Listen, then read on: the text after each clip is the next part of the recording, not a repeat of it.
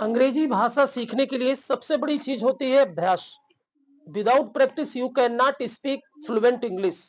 So try and try again to practice of English. English की आप practice करेंगे, उसको गलत सही बोलेंगे। आज गलत है, कल सही होगा, क्योंकि भाषा को सीखने के लिए भाषा को आपको बोलना ही पड़ेगा। ठीक है ना? You will have to speak at any cost. तुमको किसी भी कीमत में बोलना पड़ेगा। बोलोगे, रॉन्ग राइट से डर मत रखो। ठीक है ना? आप घर पे भी यूज करिए। घर पर आप अपने ओन नेटिव लैंग्वेज में बोलते हैं, मदर टंग में बोलते हैं।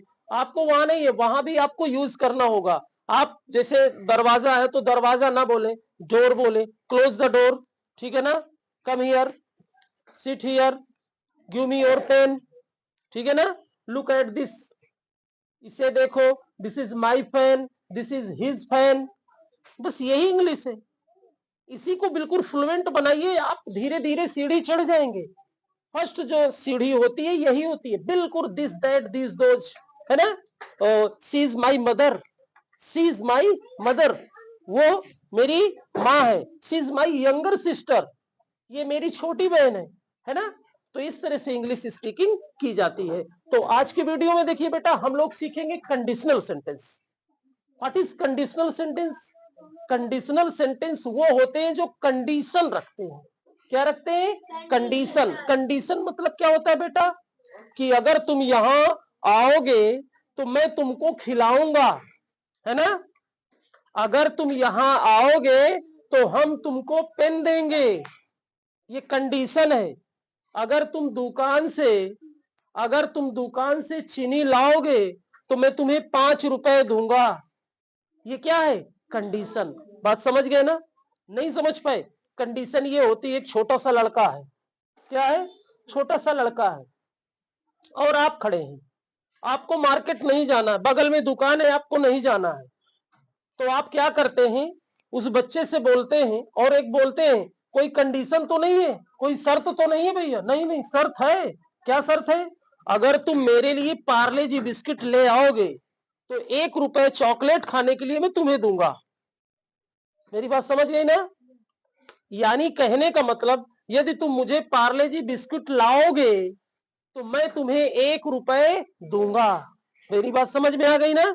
तो इसको कहते हैं कंडीशनल सेंटेंस। और इसके 2 भाग होते हैं। और 2 भाग होते हैं अगर दोनों भाग फ्यूचर में हो। किसमें हो? फ्यूचर में। तो उसे कैसे हल करेंगे पहले ये समझेंगे। बहुत इंटरेस्टिंग टॉपिक है। आई होप आपको आज क्लियर भी हो जाना चाहिए। तो आप वीडियो में अंत तक बने रहिएगा। आज के बाद हो सकता है कंडीशनल सेंटेंस याद करने की आवश्यकता ही ना पड़े, क्योंकि इतना परफेक्ट क्लास है आज का। ठीक है ना? जैसे क्या है बेटा? यदि तुम यहां आओगे, पहले समझिए, यदि तुम यहां आओगे तो हाँ, तो अंग्रेजी सीखोगे। तो अंग्रेजी सीखोगे, या तो मैं तुम्हें अंग्रेजी सिखाऊंगा। ठीक है ना? मैं तुम्हें अंग्रेजी सिखाऊंगा। चलो इसमें मैं जोड़ देता हूं, मैं तुम्हें अंग्रेजी सिखाऊंगा। तो मैं तुम्हें अंग्रेजी सिखाऊंगा। बात समझ गए ना? और देख लीजिए, फ्यूचर ही है। यदि आओगे तो मैं तुम्हें पानी पिलाऊंगा। ठीक है ना? ऐसे सेंटेंसों को कैसे हल करते हैं? ऐसे सेंटेंसों में बेटा ध्यान ये रखना है कि इसके जो 2 भाग होते हैं, तो जो यदि वाला, इफ वाला भाग होता है, उसे हम प्रेजेंट इंडेफिनिट में, पहले भाग को हम प्रेजेंट इंडेफिनिट में हल करते हैं। किसमें करते हैं? प्रेजेंट इंडेफिनिट में। जैसे यदि तुम यहां आओगे, इसको प्रेजेंट में हल करिए, क्या हो जाएगा? इफ यू कम हियर, है ना? If you come here. और तो के लिए कुछ करना नहीं है, सिर्फ कॉमा लगा दीजिए, कॉमा से चल जाएगा काम।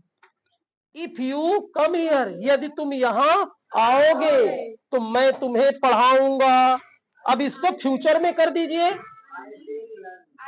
I will learn English. I will learn English. मैं तुम्हें अंग्रेजी सिखाऊंगा। पढ़ाऊंगा टीच मैंने होता है, लर्न मीन्स क्या होता है, सिखाना। तो आई होप आपको ये क्लियर हो गया होगा, ठीक है ना। यदि तुम यहाँ आओगे, यदि तुम यहाँ आओगे तो हम तुम्हें खाना खिलाएंगे। तो if you come here I will eat food. अब मैं तुम्हें खिलाऊंगा, तो I will eat you food, I will eat you food, ठीक है ना। तो इस तरह से सेंटेंसों को बनाना है। पहले भाग को हम प्रेजेंट में बनाएंगे, दूसरे भाग को हम फ्यूचर में बनाएंगे। आप 8-10 ट्रांसलेशनों की प्रैक्टिस करिएगा, बहुत इजी है, फार्मूला दिया हुआ है, ठीक है ना। फिर आता है एक सेकंड, आता है पास्ट का। किसका आता है, पास्ट। अब पास्ट को समझिए। पास्ट का मैटर ऐसा होता है बेटा ना, जैसे कोई चीज पास्ट में थी, हुई नहीं है। जैसे आपसे बोला गया कि यदि तुम, इसी में ले लीजिए, यदि तुम यहां आते, यदि तुम यहां आते तो मैं तुम्हें पढ़ाता। यदि तुम यहां आते तो मैं तुम्हें पढ़ाता, लेकिन आप ना आए हो, ना मैंने तुमको पढ़ाया है, ठीक है ना। ऐसी कंडीशन आती है तो उसे पास्ट में हल करने के लिए क्या करते हैं, पहले वाले भाग को पास्ट इंडेफिनिट में हल करते हैं और दूसरे भाग को सब्जेक्ट के बाद वुड और वर्ब का फर्स्ट फॉर्म यूज करते हैं। किस चीज का यूज करते हैं, वुड का। जैसा कि मैंने आपको वुड का यूज बताया है, तो एक वुड यहां भी यूज होता है, ठीक है ना। जैसे यदि तुम यहां आते तो अंग्रेजी सीखते, यदि तुम यहां आते तो अंग्रेजी सीखते, तो क्या हो जाएगा, इफ यू, पास्ट इंडेफिनिट करना है, केम हियर, ठीक है ना, तो अंग्रेजी सीखते।